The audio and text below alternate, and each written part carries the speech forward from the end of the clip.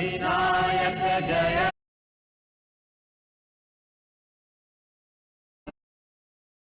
Sindh Gujarat Maratha Dravida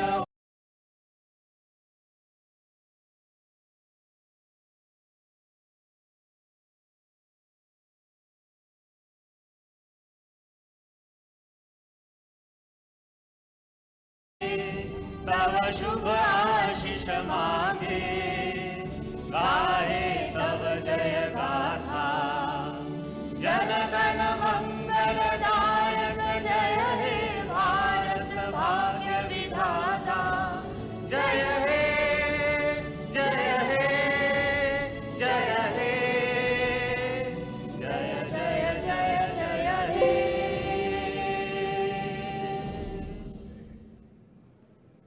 Please be seated. Now I invite our chief guest of honor and other dignitaries present on the dais to go towards the lamp for lighting it.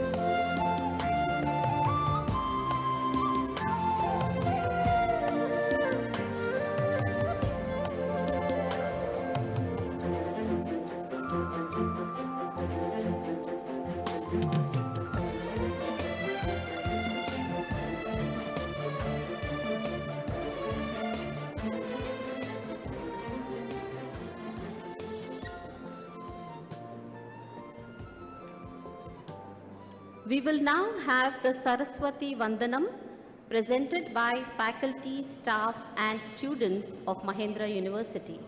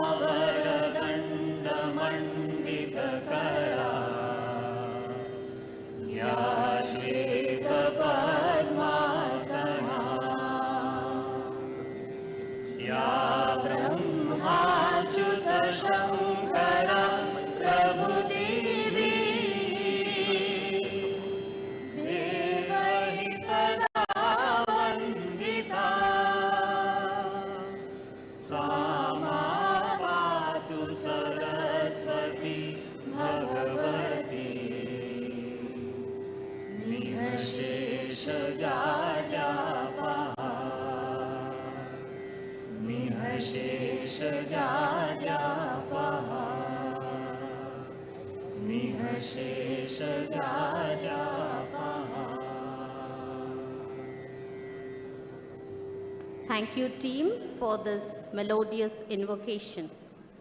May I now request the Honorable Chancellor, Sri Anand Mahindra, to present a floral bouquet to the Honorable Chief Guest, Sri Kalvakuntla Taraka Rama Rao, Minister for Municipal Administration, Urban Development, Industries and Commerce, Information Technology and Electronics and Communication Department, Government of Telangana.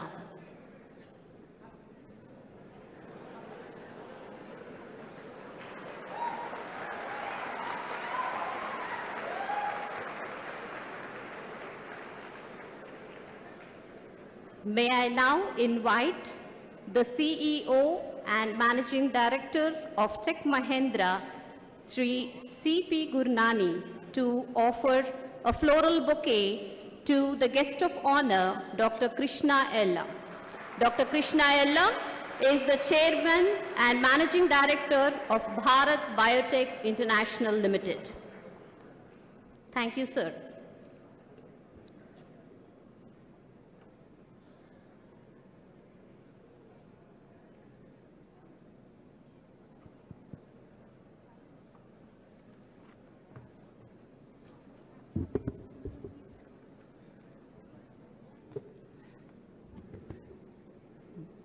Good morning, honored guests, ladies, gentlemen, parents and dear students. Now I would request the Honorable Chancellor, Mr. Anand Mahindra, to declare the Convocation 2022 open.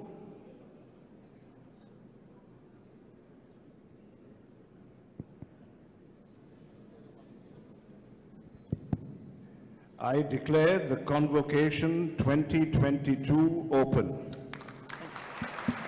Thank you.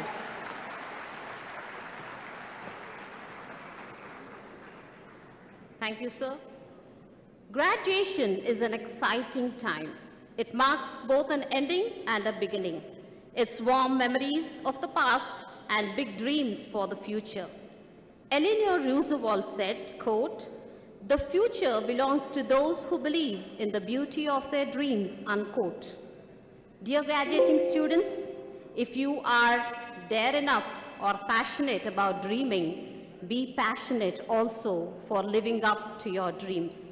I now request the Honorable Vice Chancellor, Dr. Yajulu Meduri, to present the annual report.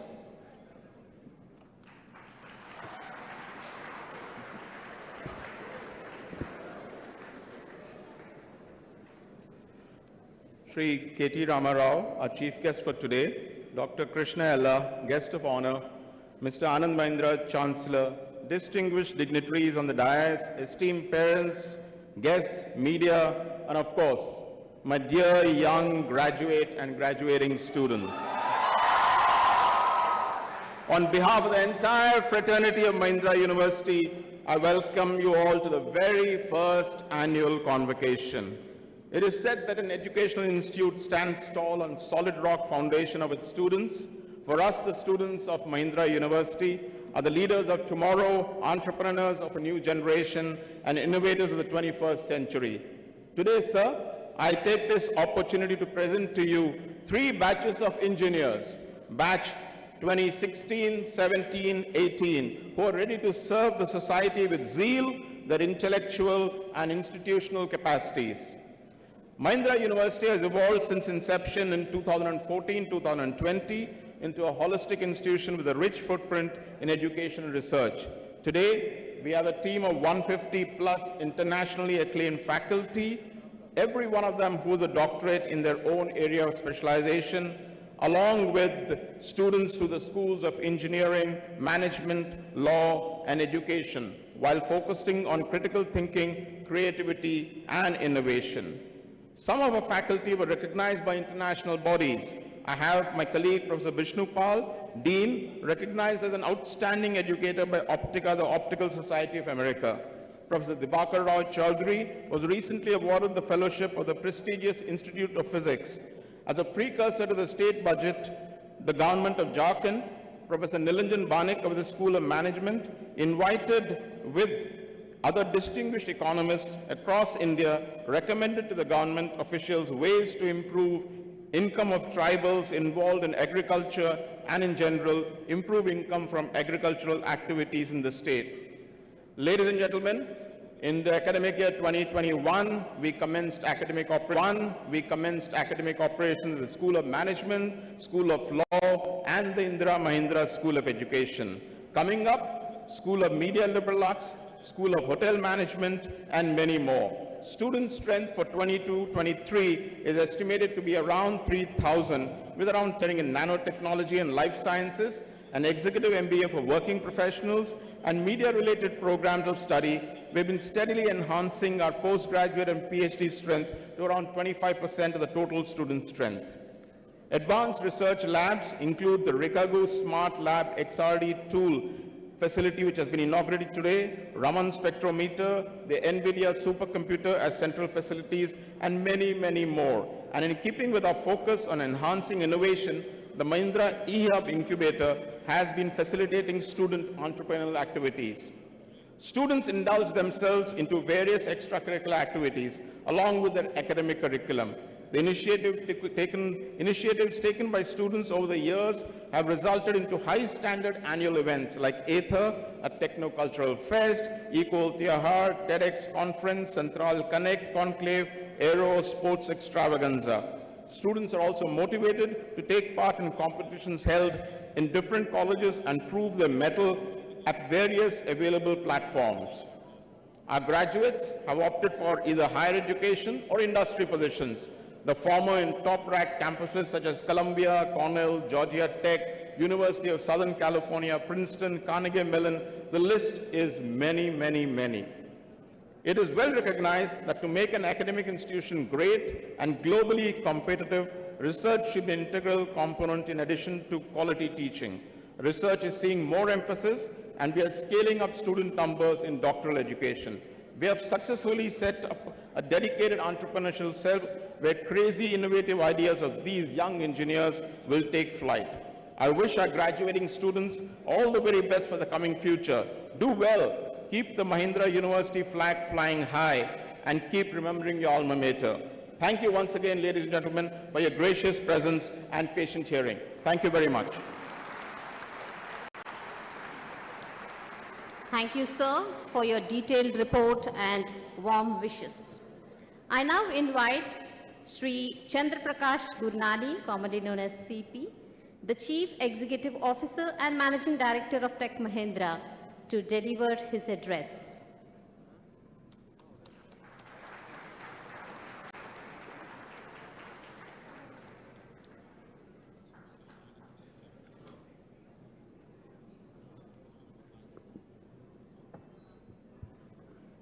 Good morning, parents. Good morning, students. Honorable KT Rama Rao, Dr. Krishna Ila, our Chancellor, Mr. Anand Mahindra, and Mr. Vineet Nair, Mr. Jayesh Ranjan, and Professor Meduri, and all the heads of the departments and the faculty members. You know, it's a very, very defining moment for us. It's like a dream coming true.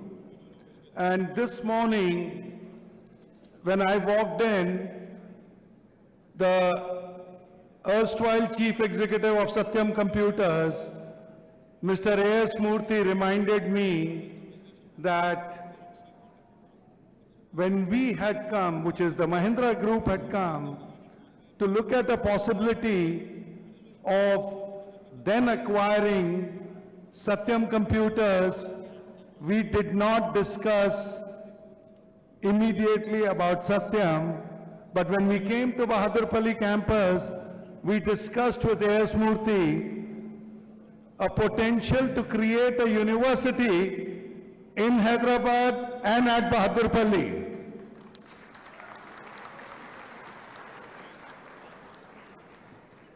Now that was the year 2009. Fast forward in life, come 2014. I believe two big events happened. The first event was that in 2014, KCR Garu became the first Chief Minister of Telangana. And exactly at the same time, just a month later, Mahindra eCall Central which is now called Mahindra University, was born. So guys, 2014 was that seismic moment. There are few things that I believe is where the Guru plays a very important role. In my life, I've had many Gurus, but Vineet Nayyar has been my longest Guru. He has been a Guru to me for over 30 years now.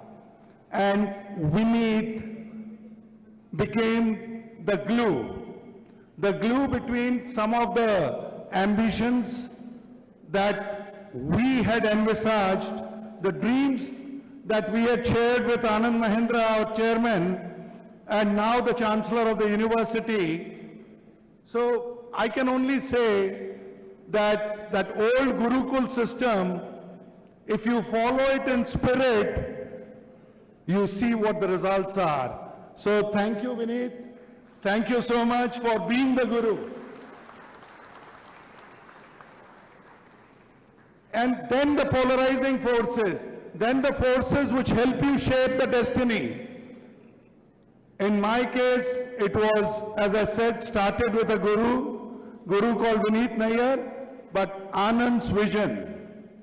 Anand's questions used to be, how old is the Nalanda University? How old is the Takshila University? How old is the Ujjain University? And if India could start an education system, multidisciplinary, which had, even in those days, 1100 years ago, 10,000 plus students, don't dream small. And don't forget that we are custodians. We are only learning from the legacy.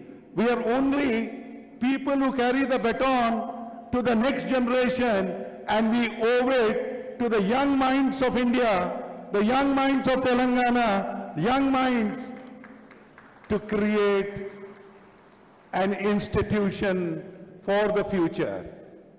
You know, it takes a little time to sink in what Mr. Mahindra's vision was.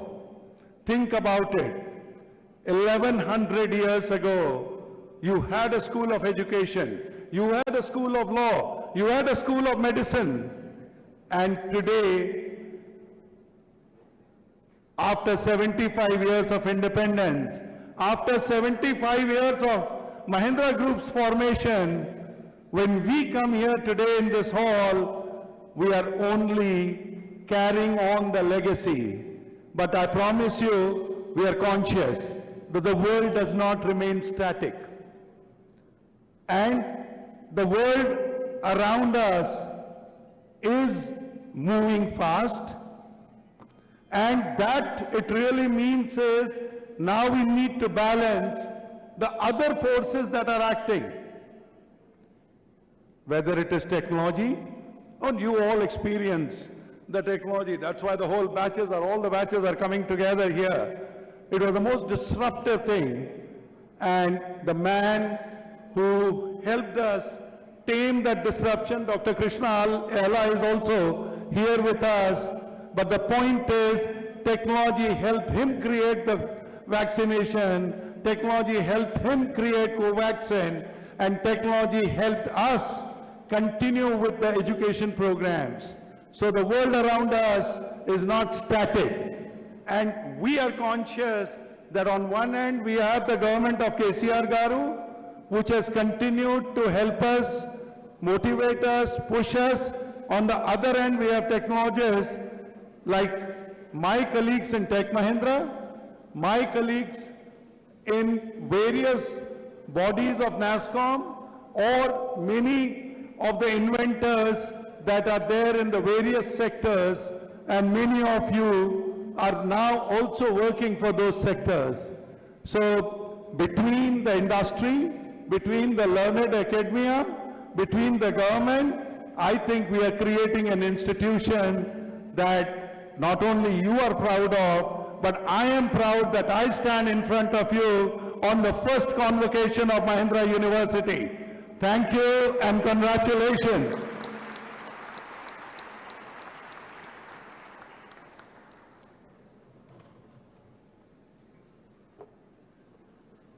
Thank you, sir. Mahindra University, the Bahadurpalli campus to become what it is today.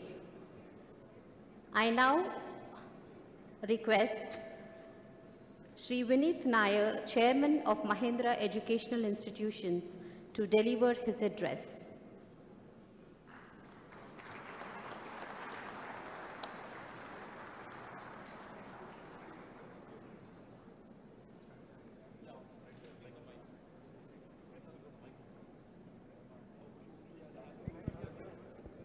Hello.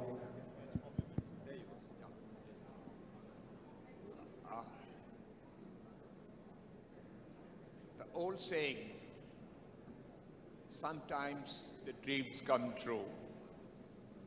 That's precisely what I perceive, what my senior colleague perceived. Small, we started quickly, we started competently. And I do think that we have created an institution which will last well beyond our lives, with thousands of students fulfilling their future, fulfilling their ambitions, fulfilling all that they have worked for by the institution which starts today. In fact, we are blessed. We are blessed that we have been given this opportunity to be able to create something which is fundamental, something which is critical, something which is needed, something which will live well after our lives, will create generations of children, students who will meet their goal, will meet what they aspired for the rest of their lives. So I'm really truly touched that we have been given this opportunity to be able to be small instruments in reaching to this level.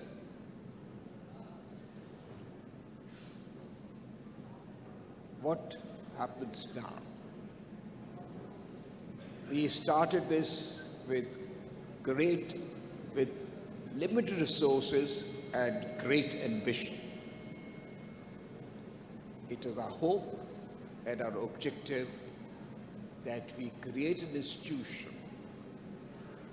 which will be not only India facing, but will have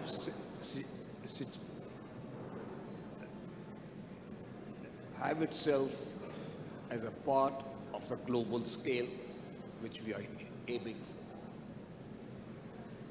I'm certain that given the kind of people we have, the staff we have, the academicians we have, we will be able to achieve that.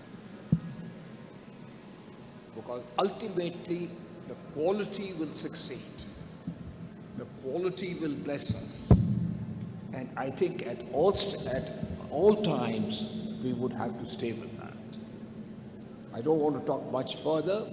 All I'm doing is I feel hugely blessed, and all of us today, that it is a beginning for us of somewhat of a new world where we will be able to contribute to the development, intellectual and more, for the rest of our lives.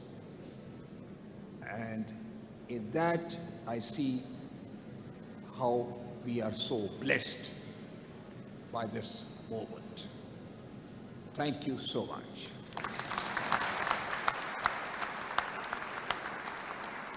Thank you, sir, for your inspiring words and the vision that you have for quality education and that this local university will have a global impact. I now call upon the Honorable Chancellor of Mahindra University, Shri Anand Mahindra, to deliver his address.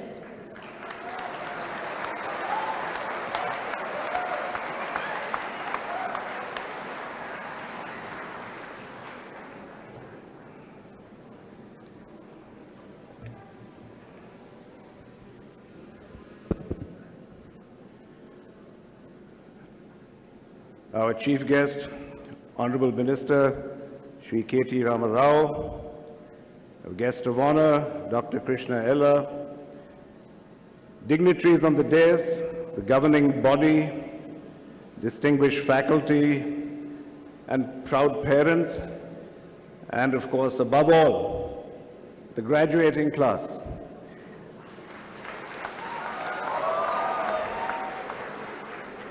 How are you feeling today? Let's hear it a little louder.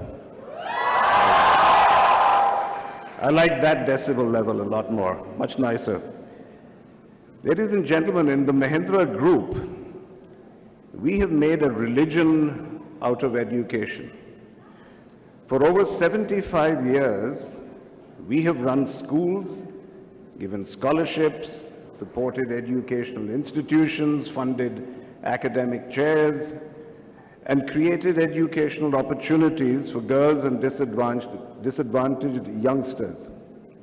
However, out of all these initiatives, the Mahindra University is by far the most ambitious. So while this is my first visit to the campus, I assure you it will not be my last.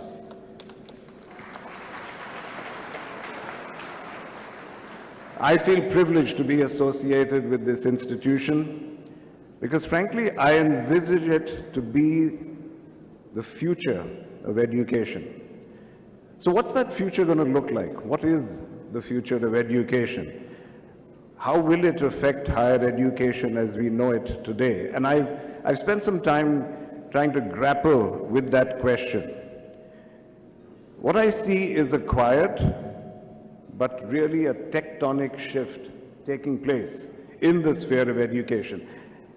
And this shift, I think, is encapsulated in a story I want to share with you about the legendary executive, automobile executive Bob Lutz, who was hired by General Motors to turn the crisis around in that crisis-ridden automobile company. Now, it's difficult to find someone in the car business who was more hard-headed and profit-minded. And yet, when the New York Times asked him how his approach would be different from his predecessors, what did he say? He said, "My approach is more right-brained. I see us as being in the business of art. Art, entertainment, and mobile sculpture. Sculpture, which just coincidentally happens to provide transportation." So what does that imply? It implies that the Lakshman Rekha, so to speak, between art and science, between the left and the right brain, between logic and intuition, all become blurred. I see it in our own automotive business at Mahindra. With increasing prosperity, there's a rise in customer aspirations and expectations. And customers are no longer just happy buying a box on wheels that takes them from point A to point B. They demand beauty, convenience, technological superiority, and entertainment, all, of course, at a reasonable price. And unless our engineers know how to use both sides of their brain, they're not going to be able to provide all those expectations. And frankly, I believe this is going to apply to all disciplines, not just to engineering. Because as automation increasingly takes over, computers will draft contracts, they'll file tax returns, they'll diagnose and treat everyday diseases. Now, engineers, doctors, lawyers, accountants, MBAs, they're not going to disappear. But AI will take over most of their routine work. So in addition to their professional skills, your worth is going to be judged against capabilities that cannot be outsourced to a computer.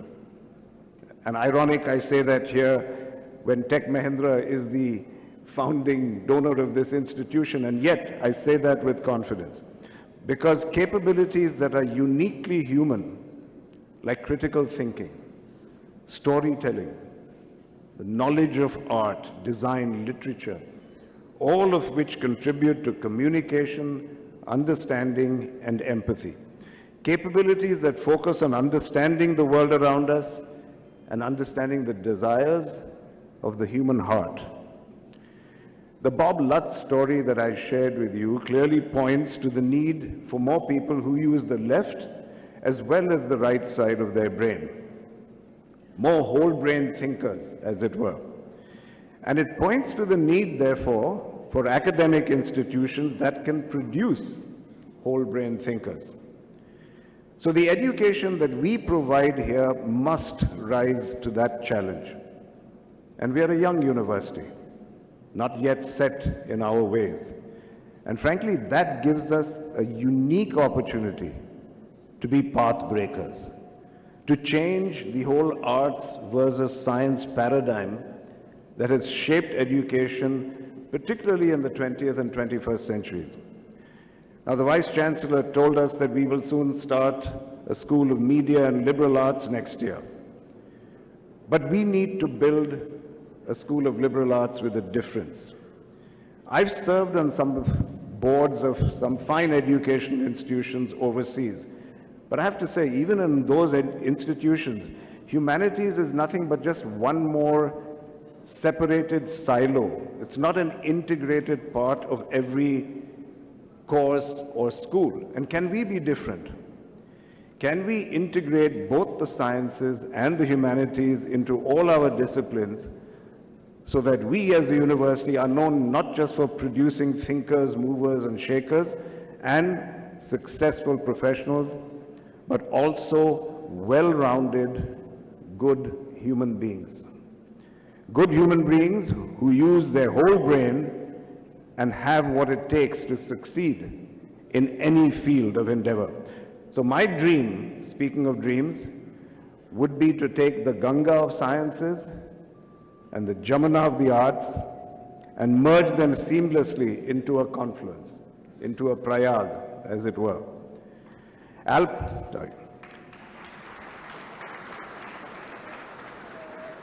Albert Einstein said, "Education is what is left after you have forgotten everything that you learnt in school." It is my fondest hope, ladies and gentlemen, that what our alumni retain with them when all else is forgotten is the experience of that Prayag, and that they will cherish it as a deep and lasting contribution to their lives. Thank you, gentlemen.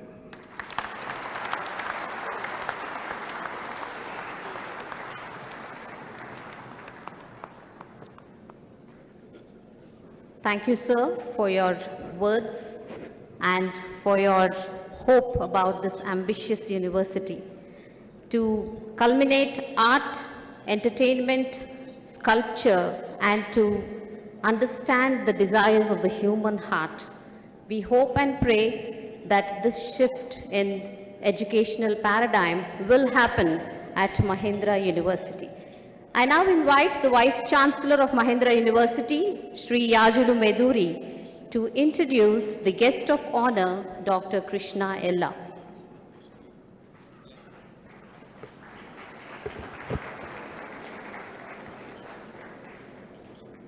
Ladies and gentlemen, it gives me great pleasure. I'm privileged to introduce Dr. Krishna Ella, an alumnus of University of Wisconsin at Madison, USA, leading scientist and successful entrepreneur in the field of vaccines. A scientist by heart and driven by a firm conviction that today's neglected diseases will become tomorrow's pandemics, Dr. Ella endeavors to develop technologies to provide innovative and affordable solutions for neglected diseases. Dr. Ella returned to India in 1996 to establish Bharat Biotech. The company has delivered over 10 billion vaccine doses to the poorest and most undeserved populations.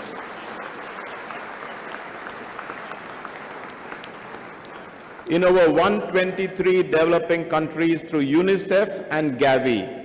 With 433 patents filed and over 145 granted patents, including the world's first global patents filed for chikungunya and Zika virus vaccines, Dr. Ella has led development of 17 vaccines used in India and around the world.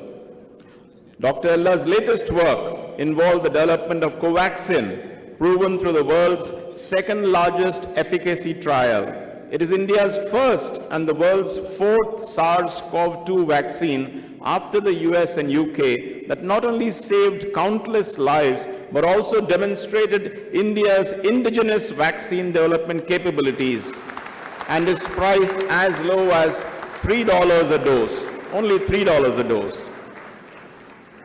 Ladies and gentlemen, and I say this with pride because I am an alumnus of the University of Wisconsin-Madison also, that the University of Wisconsin-Madison has recognized Dr. Ella's extraordinary contribution to public health by awarding the Distinguished Alumni Award in 2011 and an honorary degree Doctor of Science in 2022. For his incomparable contributions to the society and industry, the Republic of India in 2022 conferred him with the Padma Bhushan, the country's third highest civilian award. Ladies and gentlemen, I present to you Dr. Krishna Ella.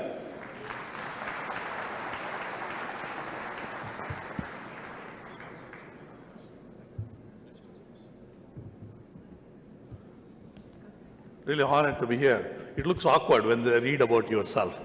So really, but I think, I want to thank respected our Ramarao Garu, and I think our Nalanda University started in Bihar, and Takshashila was also Bihar, and I think we lost out the innovation of education.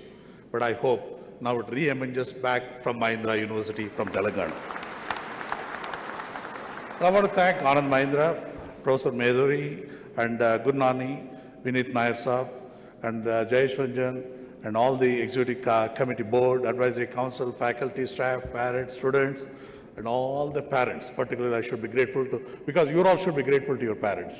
More important, that's very important. I'll tell you why. I'll tell you why. My address is going to be on innovation and entrepreneurship. We don't grow as a developed nation unless we have a higher GDP growth, unless double digit. The double digit growth can come only on innovation. Innovation only can create the double digit growth. So you have got a degree from Mahindra University, you get a knowledge and a skill set. That is what you get from Mahindra University. But what is the third part, which is important for innovation, is the imagination. Imagination, I'll give a simple example. Because many people want to, because university teaches you innovation in any classroom, in a classroom setting. It's what I'm trying to tell the young kids. Imagination is there in front of you. You're right there. Look at Golconda. Golconda Fort, 2 kilometers down, you can clap and somebody can hear. There was no Mahindra University graduate student those days. There's no IT sound engineers those days. It's just imagination, how they created that type of thing. Imagination is like an architect. You tell the house how you want to construct a house. An architect imagines of your dream and he builds the drawing. Exactly, that is what imagination. Another one, I will tell you a good example, Lord Ganesha. We only pray Ganesha when we want more marks, or when you want admission in the Mahindra University, you pray for the Lord Ganesha. But you don't look at it in a scientific angle. It's a transplantation, head transplant, an elephant head transplanted on the human. It's a true head transplantation. Look at kidney, liver, pancreas, it's all organ transplants. The similar thing, okay? And I can give a lot of examples, but we lost a lot of, India was the most innovative country in the world. That's how the many innovation happened. Zero was invented, steel industry was invented, ink is invented, and cataract surgery was invented by Indians. Everything was invented, but we lost out somehow.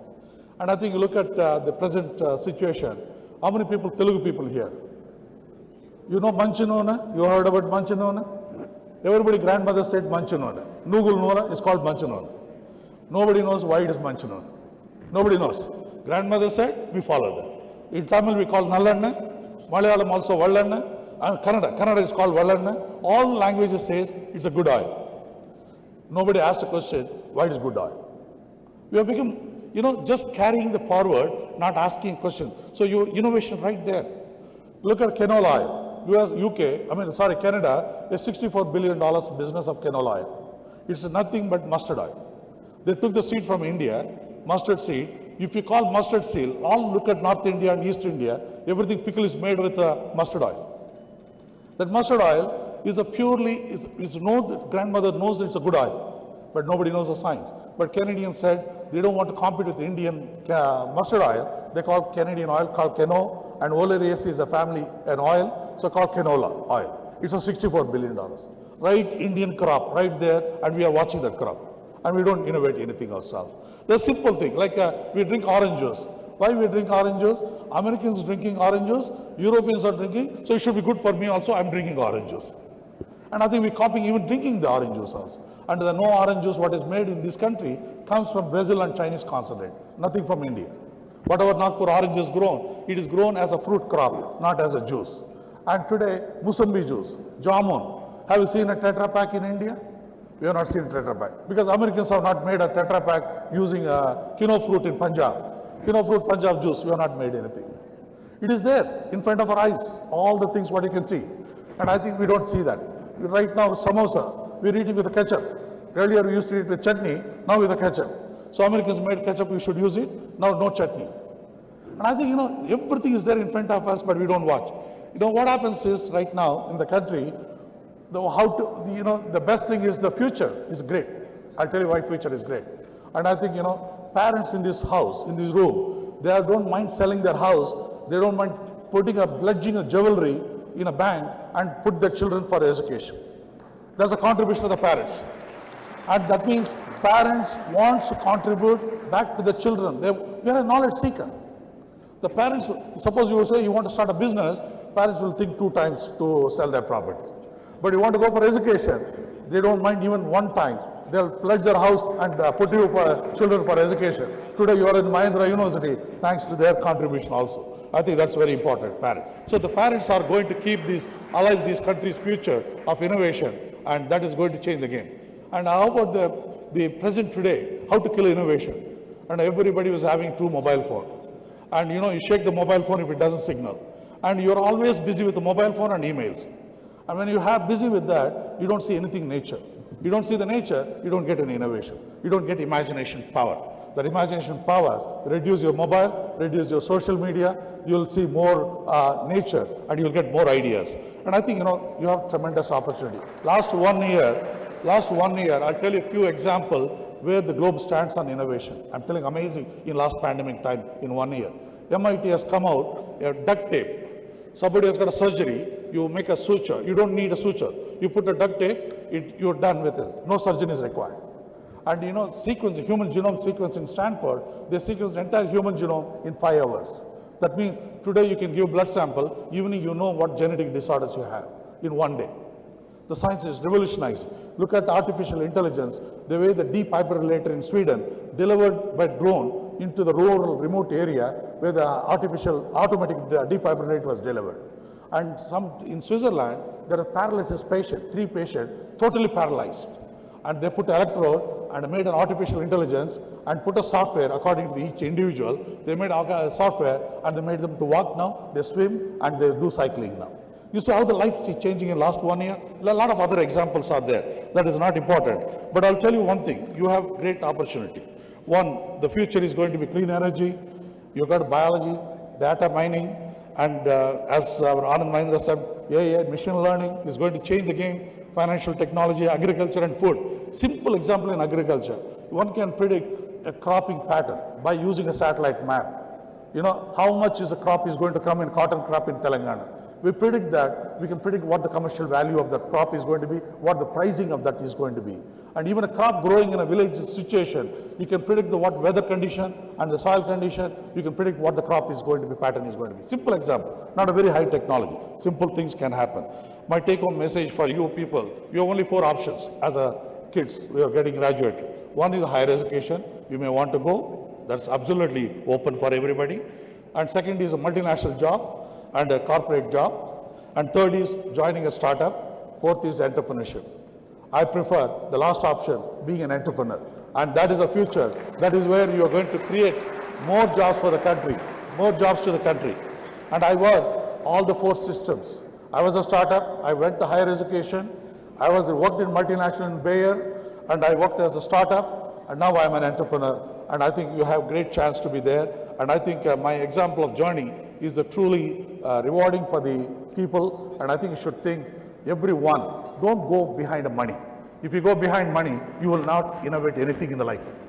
Anything you see a society problem, you try to solve that, you become innovator, and you automatically the money comes out as a package in that. Okay, so be innovative and bring some credibility. Today, one thing I'm telling you, you are grateful as Anand Mahindra student because not only Mahindra's university student, you are Anand Mahindra students. And I think the legend of Anand Mahindra is going to be helpful to you. This legend is not there in IIT. There is no legend in IIT Hyderabad or IIT Delhi. I gave IIT Bombay convocation address also. I told them, you don't have a legend. But we have a legend here, Anand Mahindra. And we have a minister, KTR. And I think the greatness of Telangana, we are IT and pharma world, biotech world, now vaccine world. Now what I'm seeing emerging out is an education hub and also healthcare hub. Thank you very much. I wish you all the best to you.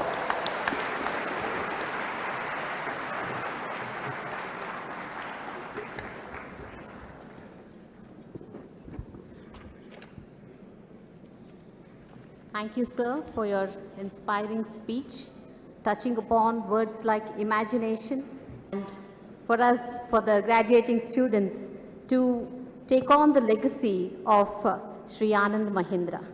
I now invite Sri C.P. Gurnani, CEO and Managing Director of Tech Mahindra, to introduce the chief guest, Sri K.T. Ramarao.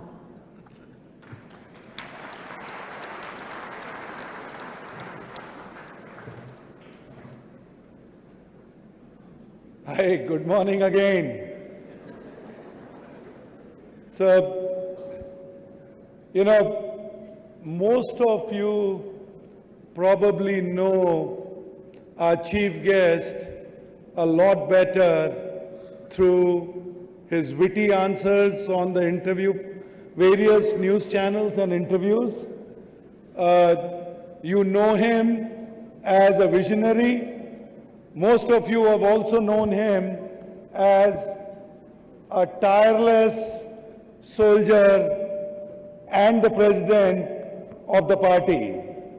So I thought, I'm going to actually share with you how I got to know him and why I consider our chief guest to be the master of energy, master of innovation, master of inspiration, and in a lot of ways, a master creator of the new Telangana.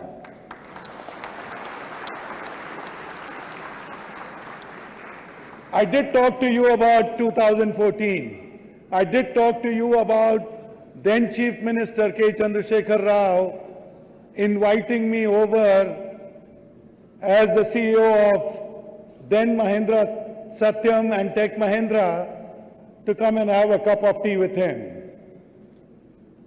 And I had a great conversation. But prior to that, just about a week ago, my admin comes to my office and says, Honorable Minister for Information Technology and Panchayat Raj, Mr. K.T. Ramarao wants to talk to you.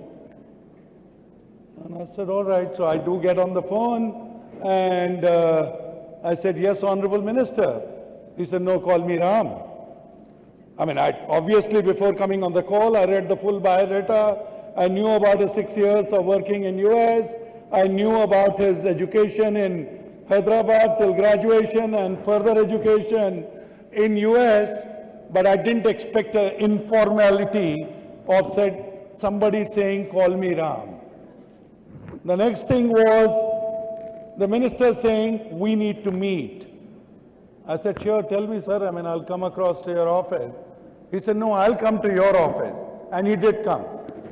And he immediately, so that is our honorable minister, president of the party, and he came to meet me. And honestly, that is the first time it happened to me in my career where the minister came calling.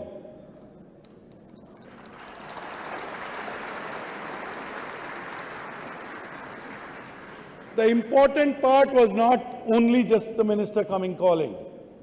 The minister was prepared. That is, KTR was prepared.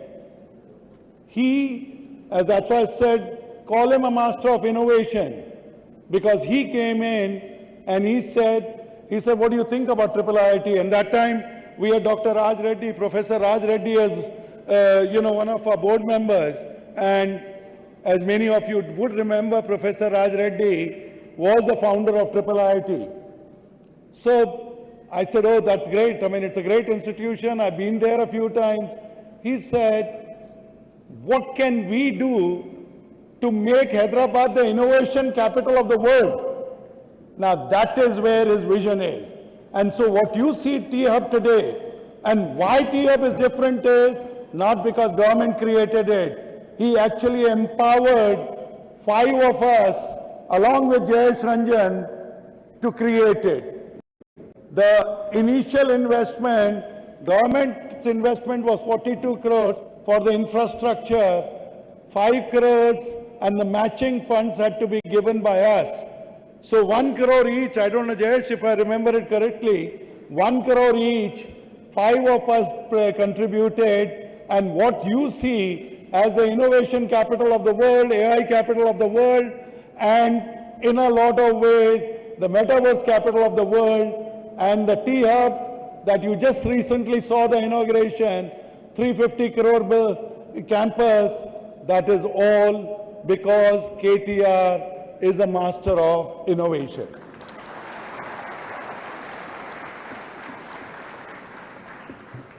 So same thing, when I used to go and talk to him about engineering college, and I told you, I had various pressures or motivators, master of motivation, Honorable Chief Guest, KTR, because every time I went to him and spoke about Mahindra, Ecol Central as an engineering college, he said multiveracity. He used to talk about biotech and pharma to me. And honestly, I mean, there was a global, I went to invite him for a global IT conference, and he said, we need to do a global biotech conference. And I'm just sharing these incidents with you so that you can understand the man behind and the person who has this clear vision. So today when Dr. Krishna Ella talks about biotech and pharma city, please remember the man who has been pushing it is our chief guest, KT Rama Rao. So he would claim he has more stories on me. I promise you I have more stories on him. But today is not the day to trade stories. It's my honor, and on behalf of all of you, let's welcome the chief guest, KT Rama Rao.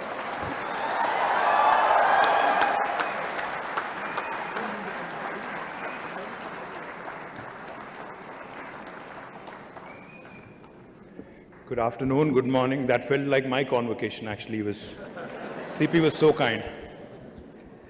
Thank you, respected Mr. Anand Mahindra. Thank you, sir, for gracing us with your presence, the Chancellor of this university, the Vice Chancellor, the guest of honor, Shri Krishna Ella Garu, Dr. Krishna Ella, CP Gurnani, my dear friend, Vineet Nair ji, Honorable Principal Secretary Jayesh Ranjan, to all the dignitaries on the dais, to the faculty, to the staff, to the non-teaching staff, to the proud parents, and most importantly, to all the graduating students, thank you very much for inviting me and thank you very much for having us here. So first of all, my heartfelt congratulations to all the students who have successfully passed their courses and are receiving their degrees today. My special congratulations also to all the award winners who have shown excellence in their endeavors. Amongst the private universities that have been set up in the state of Telangana, Mahindra University occupies a place of pride. The Mahindra Group is reputed for business excellence in diverse fields, and there is no doubt that the university is also run with the same passion and commitment in achieving excellence and in making all the students lifelong votaries of excellence in whatever they do. Mr. Anand Mahindra himself embodies another very important virtue, which is that of compassion. In fact, when he was speaking, I was listening in very intently. Now, when he talked about a combination of art and science and what he wants to bring about in Mahindra University, eventually a blend of both. I remember a conversation that I had with a friend of mine. Now, this friend of mine had told me that there are two kinds of people in the world: artists, and then there are the scientists. Artists who think with their heart, and scientists who basically let their mind dominate.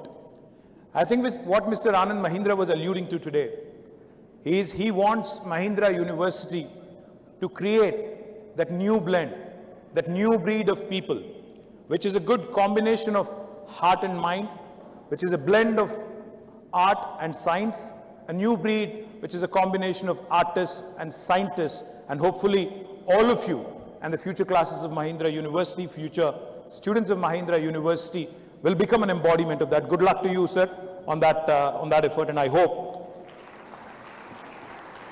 you'll set a benchmark. I hope you'll raise the bar in India for other universities, for other academic institutions. Mr. Mahindra's life has been spent in making our country proud by coming out with products and services that are truly world-class. He is a visionary in that many of his ideas are futuristic, anticipating the needs of the world decades ahead of time. I'm sure that the university also has fostered a strong culture of compassion, innovation, and inquisitiveness in the hearts and minds of all the students here. Young India, I call India young because, as you all know, if you look at our population today, 1.4 billion India, 50% of India is less than the age of 27. 65% of India is less than the age of 35. That's why I call our country a young country. As the world is getting older, India is getting younger. And youth in our country especially are brimming with ideas, are brimming with energy, are wanting to take on the world and have an aspiration that is truly global. They have a voice and want to be heard across the world. They are no more passive observers of events going by, but possess a strong desire to be at the center stage and make a difference and an impact globally.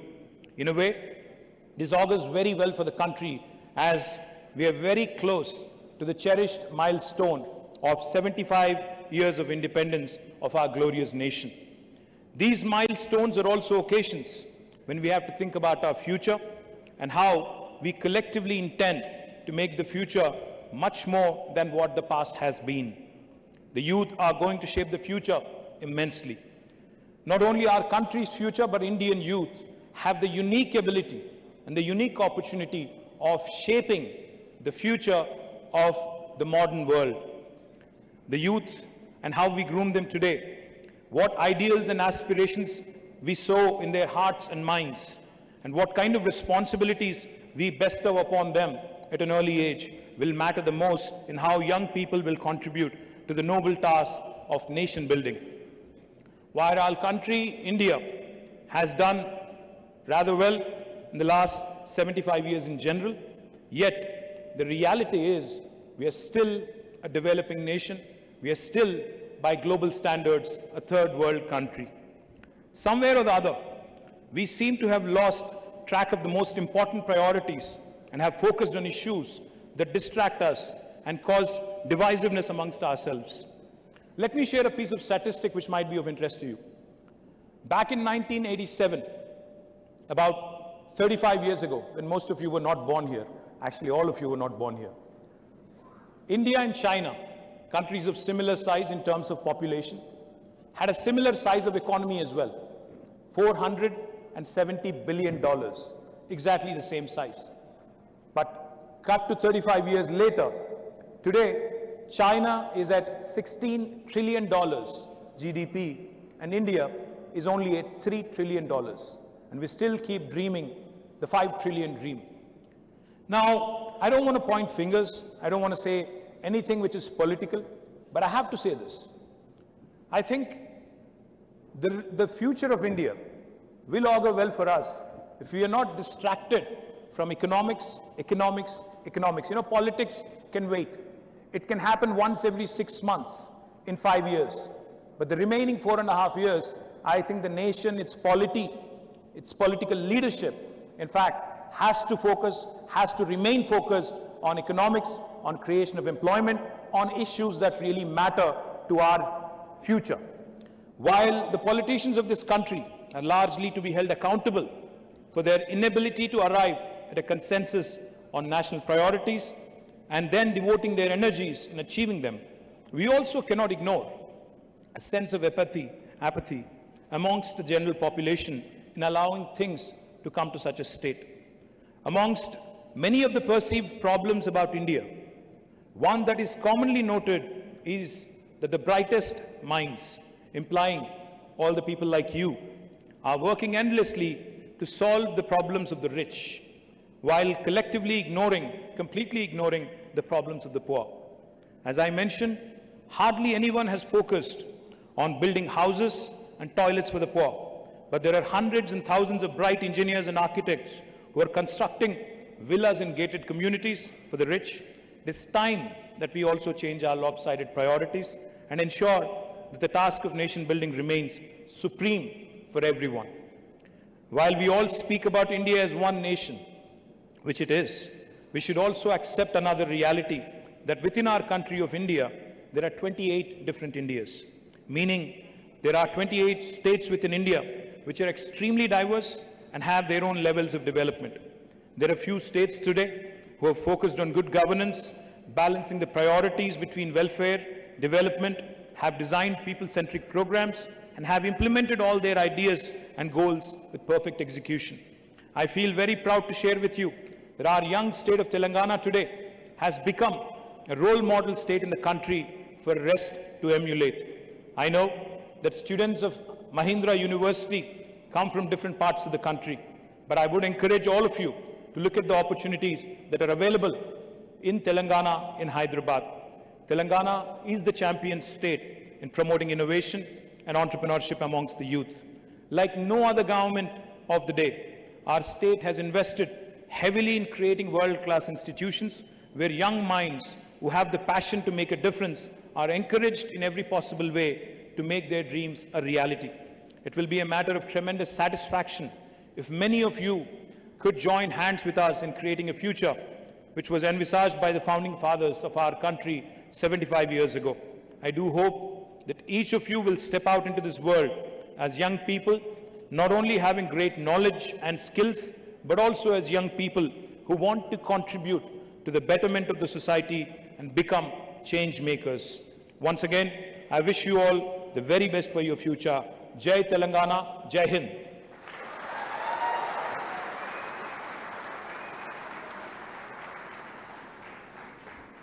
Thank you, sir, for your sharing your mind, expressing your desire for all the graduating students to join hands so that the development paradigm is shifted towards the poor.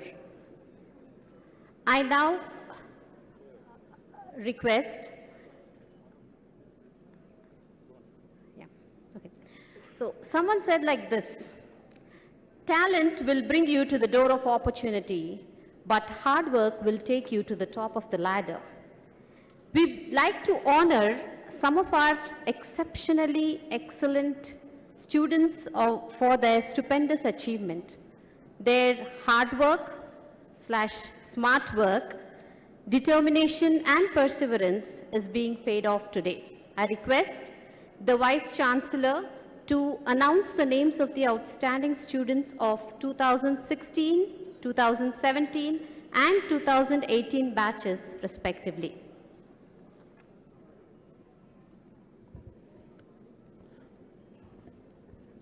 Can I request our Honorable Chief Guest, KTR Garu, to do the medal presentation? Yes, sir. Yes, sir. Ladies and gentlemen, medal winners, batch 2016, topper Santosh Manas Sameta of Tripoli, CGPA 9.71. Santosh is pursuing his master's in electrical and computer engineering at the University of California, Davis, and his parents are here to receive the degree, Mr. Subramaniam, Mrs. Rajalakshmi Dasri. Big hand, please. Big hand. Santosh is also the topper of Tripoli.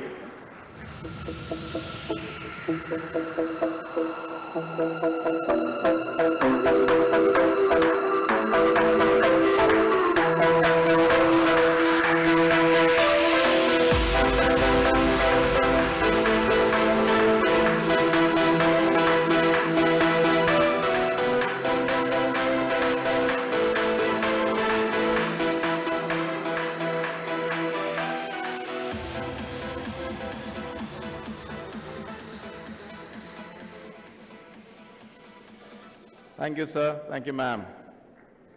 Civil engineering topper with a CGPA of 9.64.